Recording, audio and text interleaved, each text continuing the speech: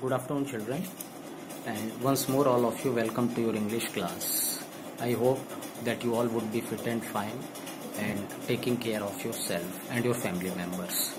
So, let me start, beta, your English class. And, children, you know that in my previous videos, I taught you 2 chapters from your English book Flamingo. So, today, I have decided to start the 3rd chapter of your Flamingo book, and the 3rd chapter which I have decided to start, the 3rd chapter is Deep Water, and this chapter is written by William Douglas. And actually William Douglas has written a book, O Man and Mountains. So this chapter which you are going to study, this chapter is actually a part of that book. So what we are going to see in this chapter we will see that the narrator, when he was a kid, when he was very small, he had fear of water. Actually we all have, as a human being, some fear, some kind of fear we all have in our life. So this narrator had fear of water as a child, and how he overcame this fear, that we are going to see in this chapter. Actually what happened when this narrator was very small, he had a very bad experience of water. Once his father took him to a sea beach, and the father and the son, both of them, they were enjoying near the beach. But what happened, because of the waves, this boy, who was very small that time, hardly 3 or 4 years of age, he was swept away by the water. And since that time he was very scared of the water. So slowly when he grew up, and when he was a young boy, he decided to learn swimming. So he had many options to do the swimming. He had many places where he could have gone to do the swimming, but he chose one place which was known as YMCA pool for this purpose. And why he chose this YMCA pool? Because it was less dangerous than other water bodies. The water was not very deep, the water was shallow. So he decided to go there and to learn swimming there at YMCA pool.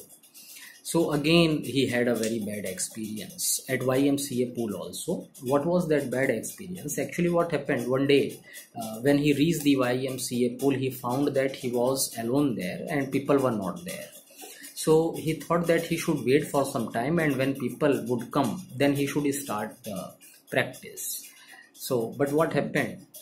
Some grown-up boys, and they were of more age than this boy, than the narrator. They came to the pool and they started bullying. One muscular boy was there. He tossed the narrator in the water, and where he tossed the narrator, that side of the pool was very deep. The water was very deep, that side. And this narrator had a very bad experience. As the bully tossed him in the water, this boy, still he was very young. He went deep in the swimming pool, and he tried very hard to come to the surface, but all his efforts were in vain. And he tried many times. So sometimes he was able to reach the surface, but he could not understand that what was the force which pulled him again down to the bottom of the sea. So after struggling for some time, the narrator felt that now he cannot escape the death. The death was certain, he felt. And when this thought came to his mind that the death is certain, then he realized one very surprising thing. What he realized? He realized that all the fear which he was having of water, all the fear vanished. As the thought of death came to his mind, all the fear of death vanished from his mind. And he thought that now there is no way to escape this death. And finally he surrendered himself, and he lost all the efforts. But anyhow, someone saved him and brought him out of the water body. So it was really a very bad experience for this narrator. And when he grew up, when he saw that rest of his friends, rest of his rest of the people who were familiar with him, when he saw them going to the swimming pool, when he saw them swimming, when he saw that people were enjoying different kind of other games in the water bodies, then he missed all those things. And once more he decided that I have to overcome all the fear of water which I have.